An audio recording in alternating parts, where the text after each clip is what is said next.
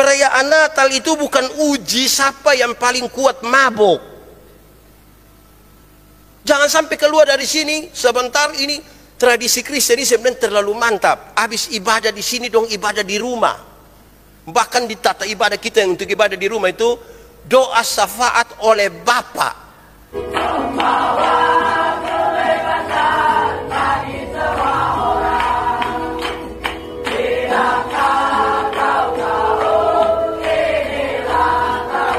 Shalom. Selamat Natal. Kasih salam di samping kiri kanan dulu. Ucapkan selamat Natal.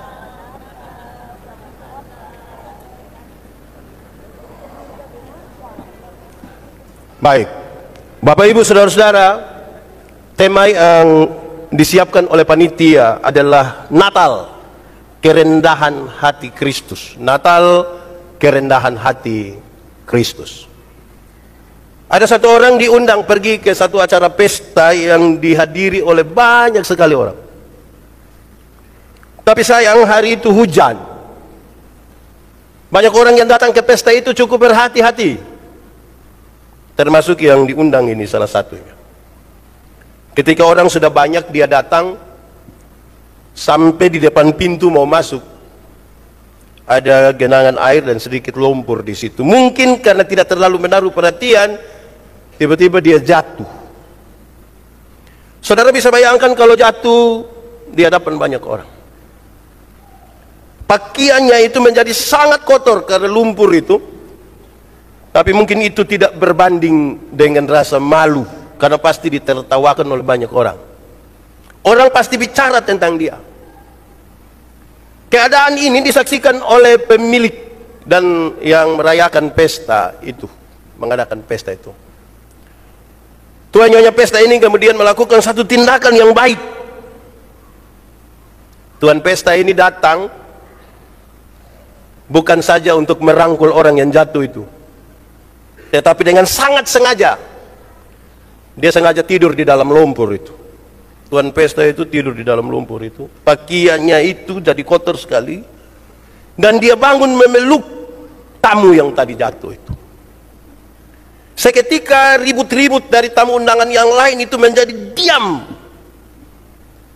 karena mereka tidak pernah menduga bahwa tuan pesta bisa melakukan itu. Kepentingannya hanya untuk menolong seseorang yang mungkin sudah malu karena dia jatuh dan penuh dengan lumpur.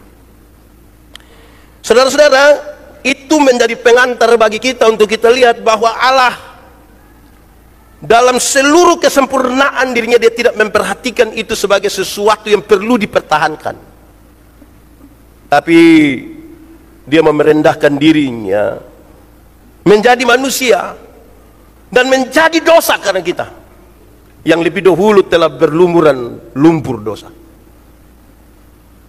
Saudara-saudara,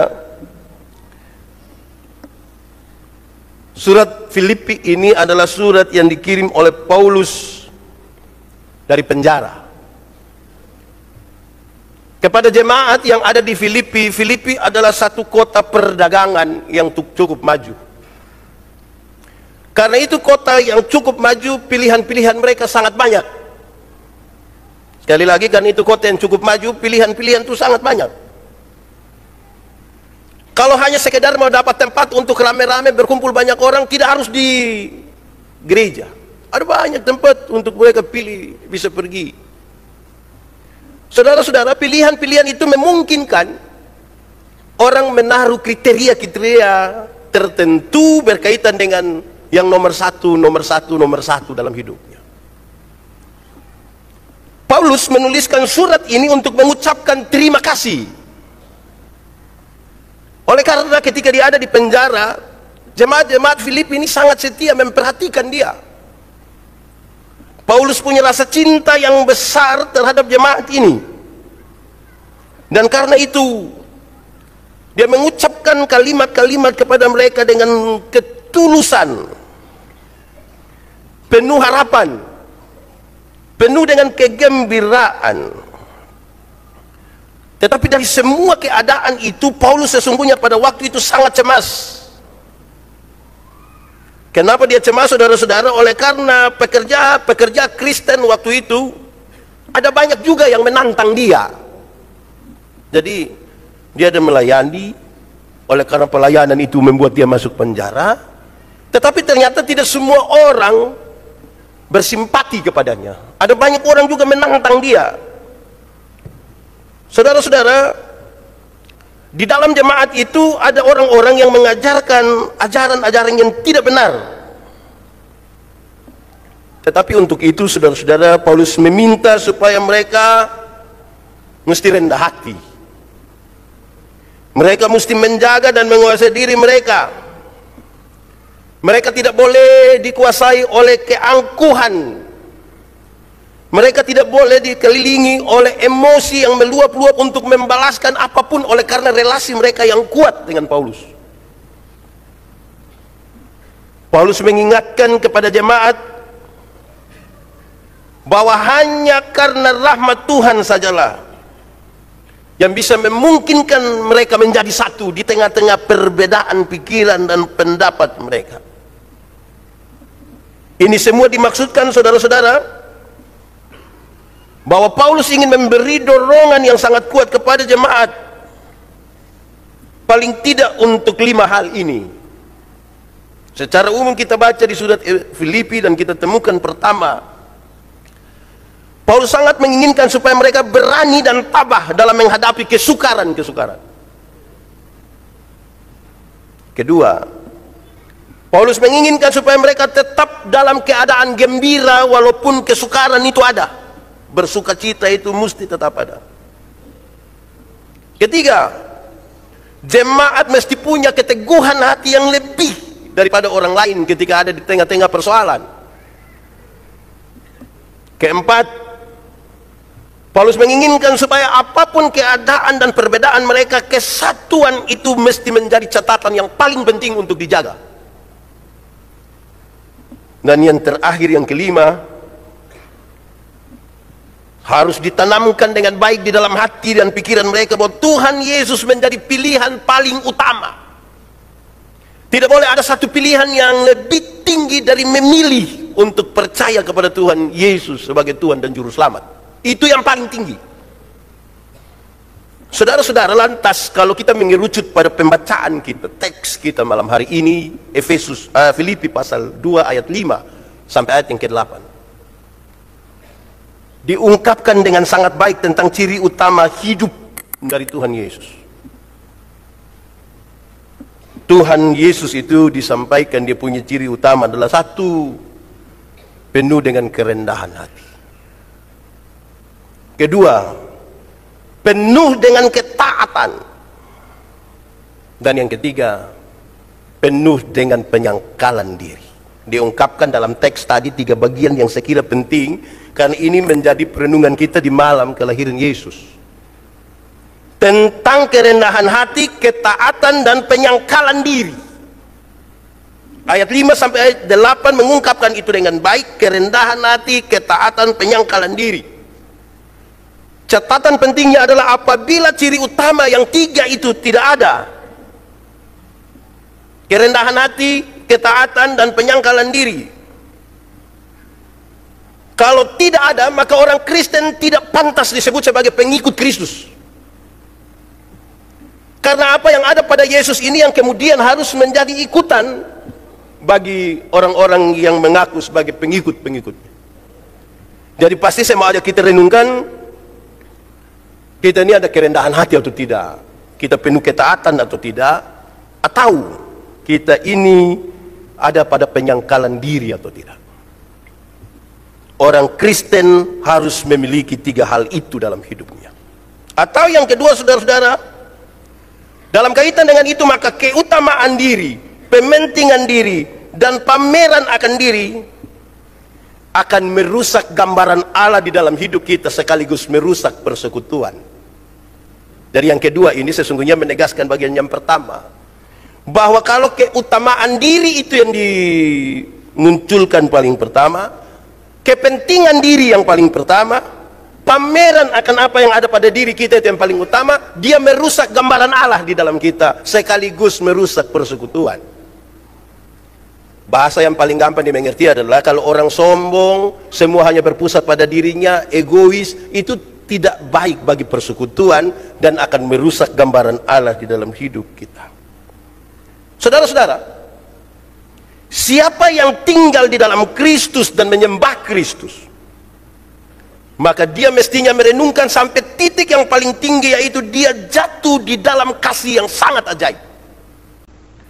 Kasih yang sangat ajaib itu menuntut hidupnya, menuntut jiwanya, dan menuntut segala sesuatu yang ada pada dirinya untuk beribadah kepada Tuhan didasarkan pada kasih dan bukan karena rasa takut. Saya ulangi, siapa yang tinggal di dalam Kristus dan menyembah Kristus dengan 3 hal yang tadi sudah ada padanya, dia jatuh ke dalam kasih yang sangat ajaib. Yang kasih yang ajaib itu menuntut hidupnya, jiwanya, dan semua yang ada padanya untuk beribadah kepada Tuhan didasarkan kepada kasih dan bukan kepada rasa takut. Saudara-saudara, kalau itu penjelasan teksnya, lalu bagaimana dengan pesan di malam Natal ini?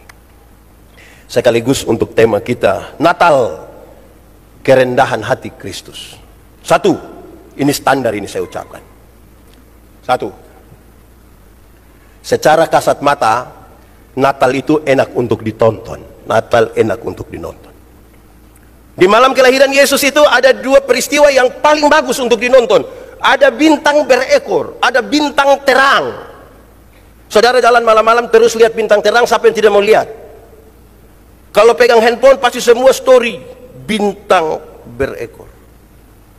Kedua, ketika malaikat menyanyi di padang belantara. Malaikat itu bukan manusia, tapi kalau digambarkan seperti manusia, kalau perempuan pasti cantik, kalau laki-laki pasti ganteng. Kalau mereka menyanyi suara pasti bagus, dorang punya baju bagus, tapi menyanyi di hutan.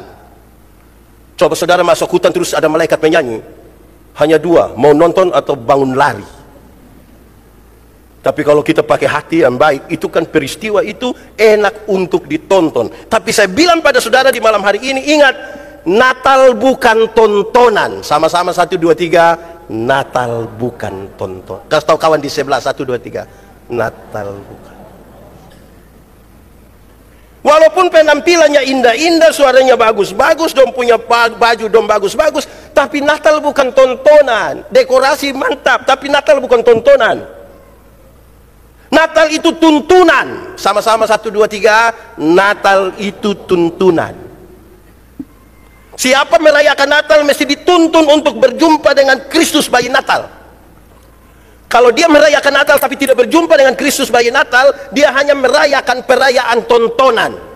Dan saya bilang pada saudara bahwa teman-teman yang kerja sebagai event organizer lebih hebat bikin perayaan tontonan dibandingkan kita.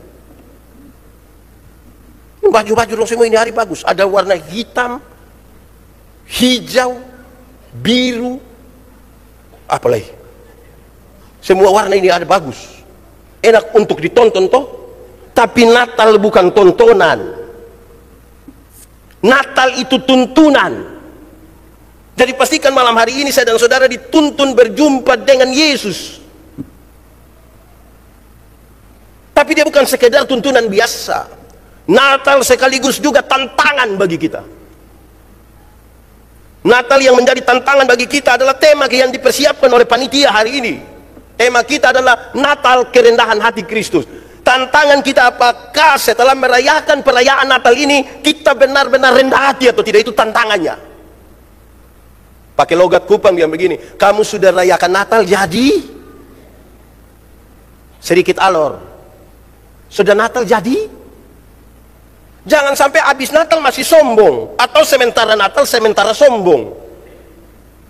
Soal baju saya bisa sombong, lihat deh pembaju itu suatu kali langsung apa leh? Nah itu. Jadi Natal itu sekaligus tantangan. Tantangan kita adalah merendahkan diri.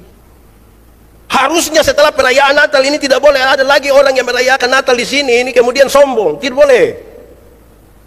Mesti rendah hati. Natal adalah tantangan. Jadi sudah bikin perayaan tontonan yang bagus. Jadi pendeta Yandi tidak bilang bahwa Tontonan tidak bagus, tontonan tetap bagus, penting. Tapi harus ada tuntunan. Dan tuntunan itu kemudian menolong kita berhadapan dengan tantangan kita. Dan tantangan kita adalah merendahkan diri. Saya tidak tahu kenapa ini kemudian menjadi pergumulan panitia tentang kerendahan hati. Saudara-saudara, Tuhan menjadi manusia, lahir di kandang. Apa maksudnya? Bangsa Israel menanti-nantikan Mesias. Mereka ada dalam penjajahan dan mereka menunggu, menanti-nantikan Mesias. Kalau mereka tinggal di dalam penjajahan, maka mereka itu sama kelasnya dengan budak.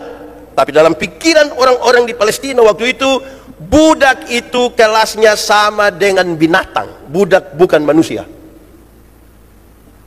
Budak sama dengan binatang. Peristiwa Natal telah membawa sesuatu yang baru bagi mereka.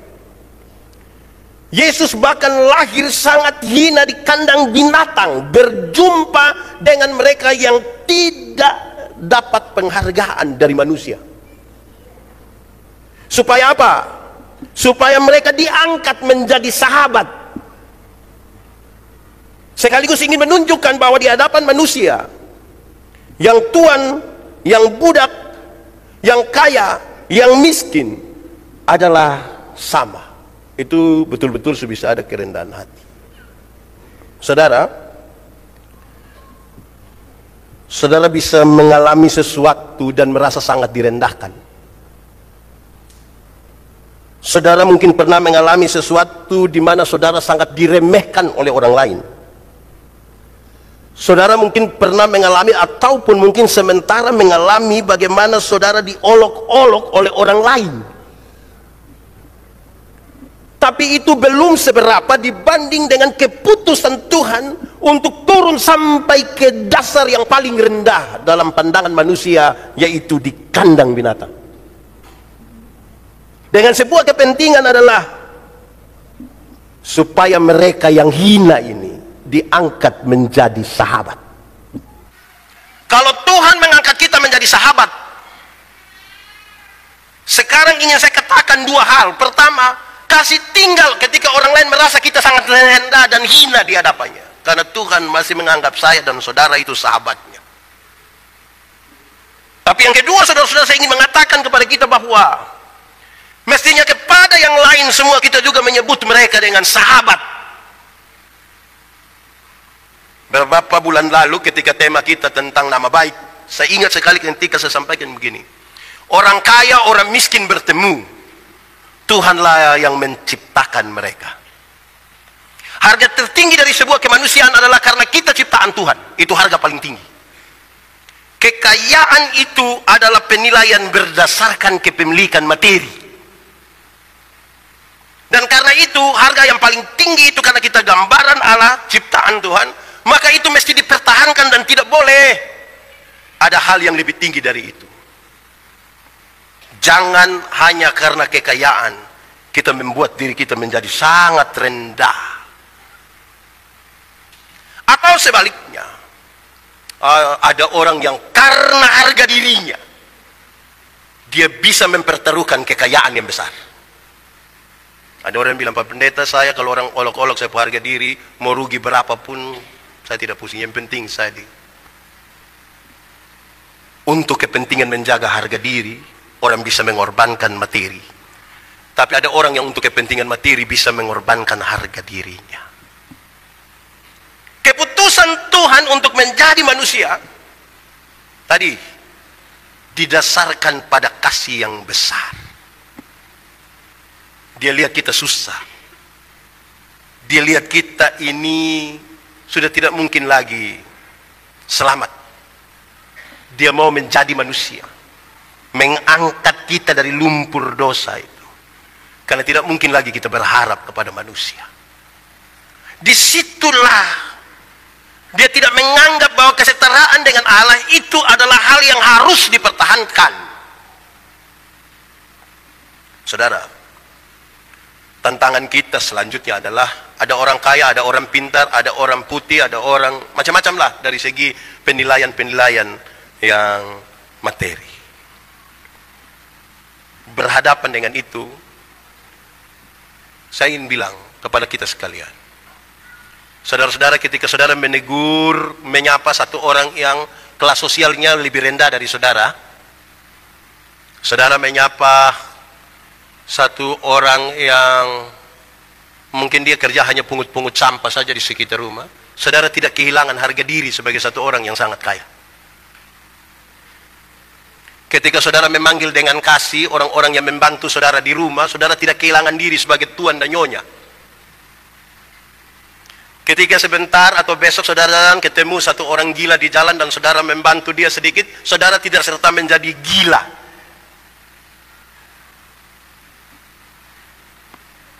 Apa yang harus dipertahankan? Saudara-saudara, ada hal memang harus dipertahankan. Tapi untuk menjadi orang-orang yang disebut sebagai pengikut Kristus, mesti memang harus berani turun, harus berani memeluk, harus berani kotor, harus berani untuk banyak hal. Berjumpa dengan banyak orang. Karena kita bicara tentang kerendahan hati. Ketiga, itu yang kedua tadi ya. Ketiga, bahkan Tuhan itu taat, dan taat sampai mati. Kerendahan hati dan kemudian taat. Tidak boleh ada satu hal pun yang ada pada diri kita yang memungkinkan kita membuatnya menjadi alasan untuk tidak taat. Ada orang bilang pada saya begini, pendeta, kalau Tuhan itu dia maha kuasa, kenapa waktu tentara-tentara mau ditangkap dia tidak kasih tunjuk sedikit kuasa lah, kasih tunjuk sedikit saja. Mungkin orang semua langsung percaya. Bayangkan kalau orang bawa itu tombak, orang datang terus Tuhan Yesus tiup sedikit dia, jatuhlah itu panglima. Pasti dong semua langsung percaya. Terus dia bilang saya, kalau saya yang Tuhan, terus saya bilang, Andia kalau lu tidak jadi Tuhan.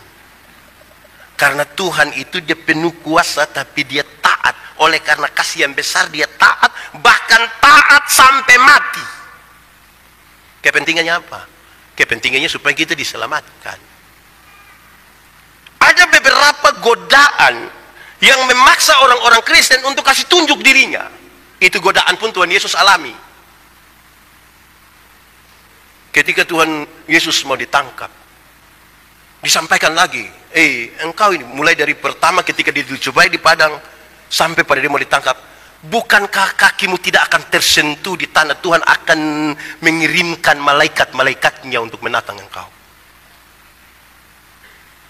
Pasti kalau kita teman dari Yesus, kita kasih tunjuk sedikit, kasih tunjuk sedikit. Manusia ini kan sombong sekali kalau waktu kita duduk di samping satu orang yang kita tidak kenal, padahal dia pembesar yang terlalu besar, terus sebentar itu orang yang kenal dia begini. Tadi kau tahu kau duduk dekat siapa itu? Tahu kau tidak? Tidak tahu. Itu yang pemilik semua garam di seluruh dunia. Pemilik garam di dunia ini pasti kaya toh. Ada anak-anak dari kampung itu kalau orang datang, dulu di Kupang ini kan ada geng di sini, geng di sini, geng di kampung. Dia datang bergabung di satu geng, terus itu pulang kampung itu dia cerita, pokoknya POE pura tanya saja, tanya. Padahal dia datang itu hanya suruh beli rokok. Tapi dia punya gaya lebih dari yang geng itu. Ada upaya yang mendorong kita untuk kasih tunjuk siapa kita. Pamer diri itu. Karena itu saya kira ini serius. Taat. Bahkan ketika itu sangat menggoda kita untuk menyatakan siapa kita di hadapan manusia. Tenang saja. Tenang. Tidak usah terlalu. Saudara-saudara, dengan demikian maka Natal kali ini sebenarnya mengajak kita untuk satu, jagalah persekutuan ini. Karena orang yang tinggi hati itu tidak baik dalam persekutuan.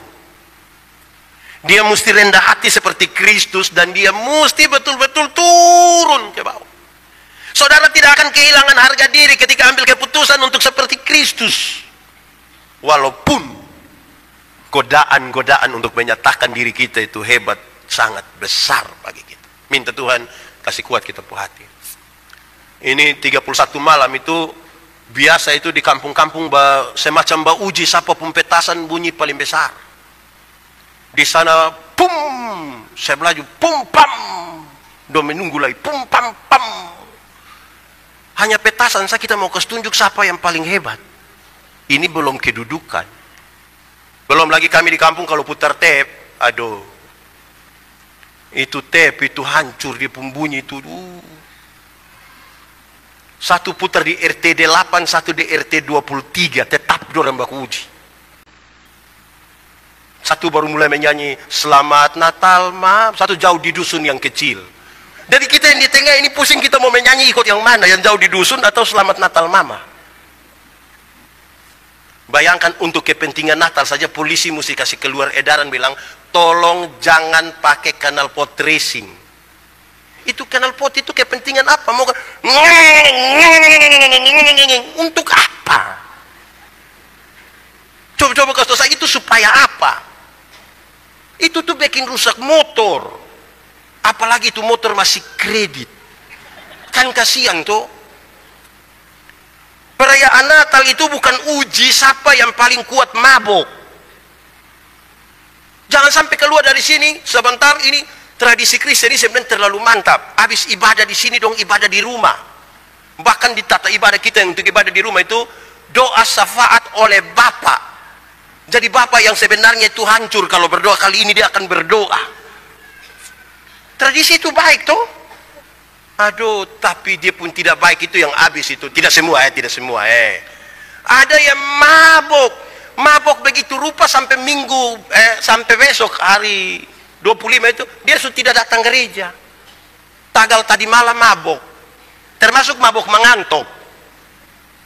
Saya lihat ini panitia ada kesulitan sedikit taruh kasih tempat duduk di yang datang ini. Ini banyak. Semoga besok 25 juga banyak begini. Saya takut sebentar kita mabok besok lupa gereja. Ini dong masih datang semua toh. Pakai baju kembali yang biru tidak apa-apa, tidak apa-apa. Yang penting datang. Kita datang di sini itu paling penting. Pakai baju warna apa saja tidak apa-apa, walaupun mungkin ada usulan besok kita mau pakai dress code warna apa tidak apa-apa, tapi warna apa? Partai-partai sudah habis. Jadi kita pakai apa saja boleh. Jadi jangan kita bertanding di Natal ini. Panitia sudah kasih tunjuk yang terbaik. Bukan untuk panitia yang sebelum-sebelumnya biar, oh ini kurang. Kita punya dulu yang tahun Yesus lahir 2 tahun kemudian itu. Kita pun terlalu. Jangan begitu. Ini nih ekspresi kita, tapi jaga dia supaya kita tidak usah. Usah. Jaga kita punya hati, rendah hati. Jaga. Tradisi Kristen ini sebaik ini.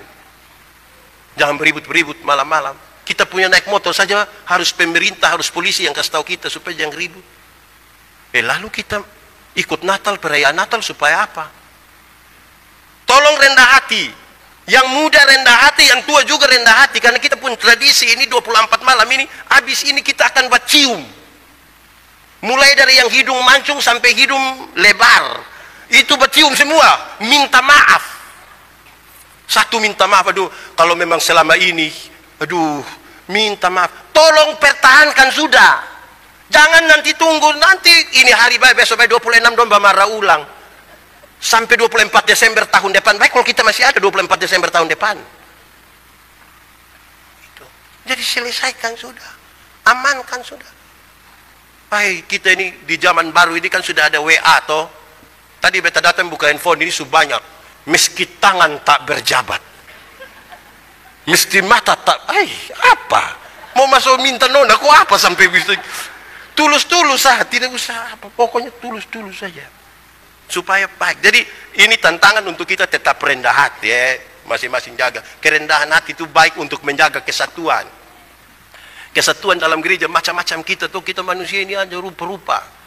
Di dalam gereja juga ada banyak rupa, banyak di dalam rumah tangga juga banyak rupa-rupa kita.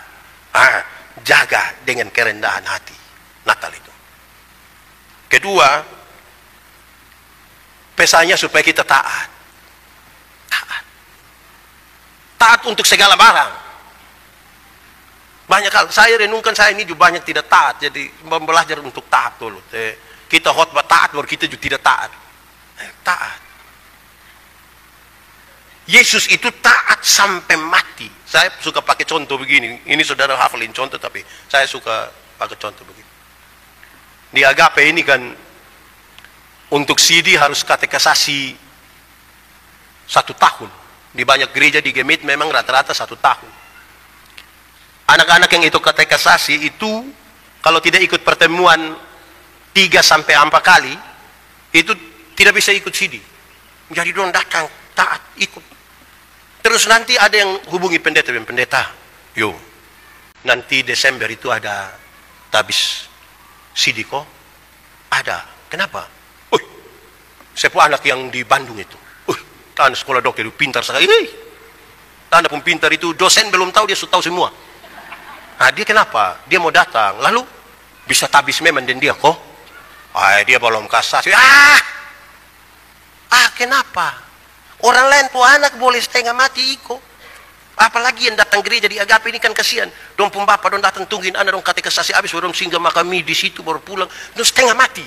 Nah kok ini dia tidak pernah katekisasi datang mau langsung tabis. Dia kenapa? Ini taat ini juga baik ini. Supaya ajar bahwa kita semua ini setara ini.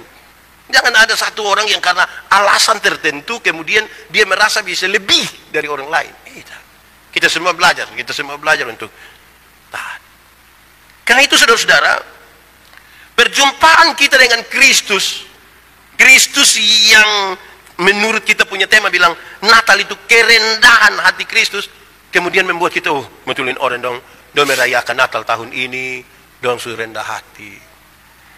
Tadi saya bilang yang tua juga rendah hati, yang muda juga rendah hati, toh taat semua. Kadang-kadang kami orang tua di kampung ini baik, tapi nanti dong bilang saya lahir duluan. Kalau dia tidak datang, maaf saya tidak akan pilih dia. Tuhan yang Tuhan habis turun di bumi. Apalagi kita yang lahir duluan di zaman yang hanya pakai tustel. Di zaman sekarang sudah digital. Kita hanya lahir di zaman tustel, kita rasa kita sudah lebih dari Tuhan. Rendahkan diri. Taat pada perintah Tuhan toh. Memang dua zaman ini sudah berbeda, yang lahir di zaman tustel dan yang lahir di zaman digital. Yang di tustel itu kan dia film hanya 12, 24 dan 36. Itu pun yang 2 ekstra tuh 1 habis di studio. Jadi kita foto itu betul-betul mesti jaga gaya. Rata-rata kami laki-laki ini gaya seperti pemain bola semua. Kasih naik kera baju sedikit. Itu gaya-gaya itu sampai anak dong sekarang kalau tanya kita dong bilang, ini bapak. Semua siapa kalau bukan bapak? Itu yang laki-laki. Kalau ibu-ibu itu cenderung dorang cari sudut-sudut. Ada tas dong muat tangan sedikit di atas tas. Dengan rambut ada bagian dan poni turun sedikit. Itu saja. Tidak ada dipulibi. Begitupun dengan yang sekarang. Kita mau dengan gaya yang seperti apapun hari ini, janganlah itu kemudian menjadikan ada alasan tertentu bagi kita untuk tidak mau rendah hati dan tidak mau taat. Saya tutup khotbah ini saudara-saudara. Saya menceritakan kisah lama ini. Yang saudara tahu, tapi saya ingin ada perubahan dalam hidup kita. Ada satu waktu, sebuah keluarga bikin lomba buat palungan. Cita-cita mereka adalah coba mereka berlomba, kira-kira nanti ketika malam kelahiran Tuhan Yesus mau tidur di palungan yang mana. Papa, mama, dan anak-anak dalam rumah semua ikut lomba itu, semua buat dia punya palungan. Itu palungan itu harus berisi jerami. Dan jerami itu terhitung dari banyaknya perbuatan baik yang dilakukan. Jadi kalau bangun pagi berdoa, oh itu baik. Boleh ambil 1 jerami, taruh di dalam palungan. Setelah berdoa bangun, cari orang tua bilang, "Selum papa mama, oh itu perbuatan baik." Ambil 1 lagi, taruh. Dia pergi kerja tepat waktu, oh perbuatan baik. Ambil 1, taruh. Makin berbuat baik, makin banyak jerami yang ditaruh. Tapi ketika dia jalan di jalan situ, tiba-tiba ada track bell dan dia kaget langsung maki. Oh, ini perbuatan tidak baik. Dia pulang mesti kasih keluar 1 jerami. Kasih keluar 1. Jadi kalau baik tambah 1, tidak baik kasih kurang 1. Sekarang menunggu malam lahir Yesus. Tuhan Yesus datang.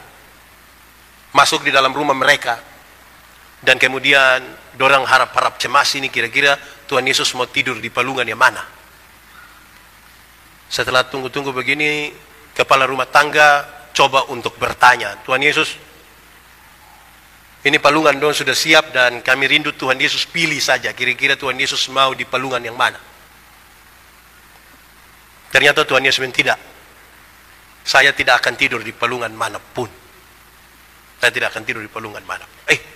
Apakah palungan kami ini tidak layak bagi Tuhan untuk Tuhan tidur di dalamnya? Bukan soal itu. Saya ambil keputusan untuk tinggal di dalam rumah ini. Kenapa? Sebab mulai dari tahun lalu ketika kamu mulai berpikir untuk merayakan Natal dan membuat palungan, kok rumah ini jadi baik Yang tipu sudah tidak ada. Yang marah-marah juga sudah tidak ada. Bukan sudah tidak ada itu bukan dia mati, maksudnya sudah jaga-jaga tidak marah sembarang. Yang maki-maki juga. Jadi ini rumah jadi baik, rumah jadi teduh. Saya bisa tinggal di dalamnya. Kepentingan kita ada di situ. Kalau kita bicara tentang 2 kata kunci kerendahan hati dan ketaatan, mesti rumah kita sudah ada di 2 hal itu dan Yesus mau tinggal di situ.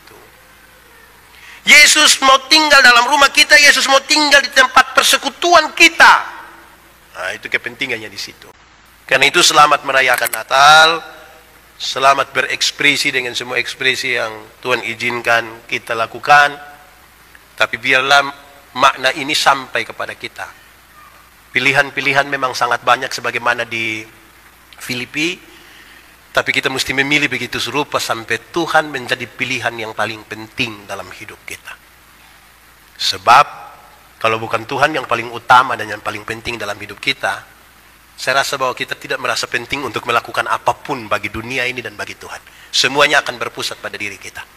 Semuanya hanya untuk kita cerita tentang diri, keangkuhan dan yang bertolak belakang dengan apa yang Tuhan mau. Tuhan memberkati kita. Mari kita berdoa. Ya Tuhan Allah, terima kasih banyak untuk firman-Mu. Kami renungkan firman-Mu dalam keterbatasan kami di malam ini. Malam di mana kami merayakan kelahiran Tuhan. Sesungguhnya kalau kami mendramatisirnya dan mengingatnya kembali, betapa itu kelahiran yang sangat berat. Dan kami bertanya, untuk apa Tuhan mau datang ke dunia? Dan Tuhan menjawab, karena kasih-Nya atas kami. Harus kami bilang, Tuhan kami mohon ampun, karena Tuhan mengasihi kami, tapi Tuhan tahu bahwa belum tentu kami mengasihi Tuhan. Harus kami bilang, Tuhan kami mohon ampun, karena Tuhan mengasihi kami, tapi belum tentu kami mengasihi orang tua, anak, kakak, adik, ipar, mertua, mantu, atau teman-teman kami. Tuhan terima kasih Tuhan mau merendahkan diri bagi kami, tapi kami harus mohon ampun Tuhan, karena Tuhan pasti tahu. Kadang-kadang kami tergoda untuk menyatakan kami hebat, kami jago, kami lebih dari yang lain. Tuhan terima kasih karena Engkau taat, bahkan taat sampai mati. Tapi Tuhan tahu bahwa kami selalu punya alasan untuk tidak taat. Kasihanilah kami Tuhan dan tolonglah kami. Biarlah Natal ini menjadi satu titik balik bagi kami. Yang ternyata tidak ada kasih, tidak setia, tidak ada ketaatan, dan tidak ada kerendahan hati. Terima kasih banyak Tuhan.